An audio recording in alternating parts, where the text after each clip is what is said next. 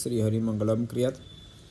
સર્વાવતાર ઈષ્ટદેવ ભગવાન સ્વામિનારાયણ મહાપ્રભુની પૂર્ણ કૃપાથી સરદાર મંદિર દ્વારા આપણા રાજકોટના ઉપલા કાંઠે જે દર શનિવારની સભા ચાલે એમાં આજે 200મી જ્યારે સભા હોય ત્યારે સભાની અંદર ઉપસ્થિત સાધુજન સ્વામી વગેરે બ્રહ્મનિષ્ઠ સંતો, પાર્ષદો, યજમાનશ્રીઓ અને તમામ ભક્તો બધાને ખૂબ હેતથી જાજા કરીને જય સ્વામિનારાયણ।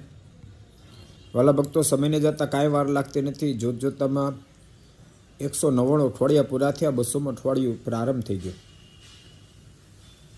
પણ યાદ રાખજો, 200 દિવસ આપણા સાર્થક થયા, કારણ કે સત્સંગ થયો એ જીવનની સાર્થકતા છે। સત્સંગના માધ્યમથી આપણને ખબર ન પડે પણ જીવનના ઘણા બધા દોષો હટી જતા હોય છે। પેલો પ્રસંગ તમે સાંભળ્યો હશે, એક મહાત્માએ પોતાના શિષ્યને રોજ સત્સંગ કરવા માટે કીધું। શિષ્ય 15 દાડા આવ્યો અને પછી એણે ફરિયાદ કરી, ગુરુદેવ મને કશું યાદ નથી રહેતું, તો આવીને હું શું કરું? ત્યારે ગુરુદેવે કીધું કે તો પછી એક કામ કરી, થોડી સેવા કરી લે। તો શું સેવા કરું? તો આ કાદવથી ભરેલો જે કરંડિયો છે એમાં તું પાણી ભરતા હોય જા નદીમાંથી। શિષ્ય ઊભો થયો અને કાદવ ભરેલો કરંડિયો પાણી બોળ્યો, પાણીથી કરંડિયો ભરાઈ ગયો, પણ જ્યાં બહાર ઊંચો કર્યો તો પાણી બધું નીકળી ગયું। ફરીવાર બોળ્યો, ફરી ઊંચો કરે, પાણી નીકળી જાય। 8-10 ફેરી કર્યું તો પાણી તો આવે નહીં।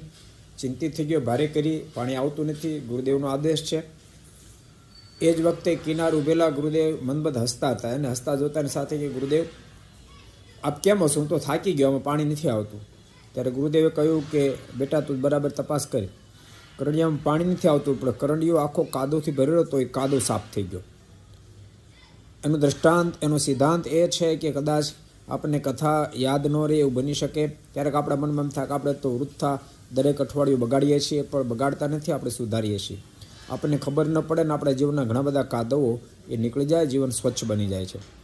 અને એમાંય સંતોનો સંગ બહુ મહત્ત્વનો હોય છે। સાધુજન સ્વામી અવારનવાર અન્ય સંતો સરદારથી આવ્યા છે, તમે બધાનો ખૂબ લાભ લો છો ને લેતા રહેજો।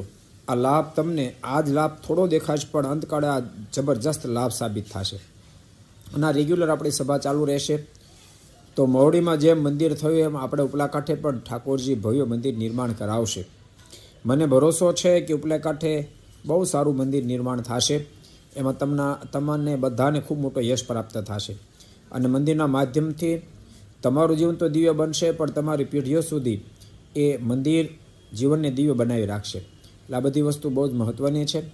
તમે બધા આ શનિવારની સભામાં આવો છો। આજ 200મી સભા છે, તો એક નિયમ લો કે મારે મહિનામાં એક વ્યક્તિને સભામાં લાવતા કરવા છે। આવું નિયમ લેશો તો આ તમારી સભા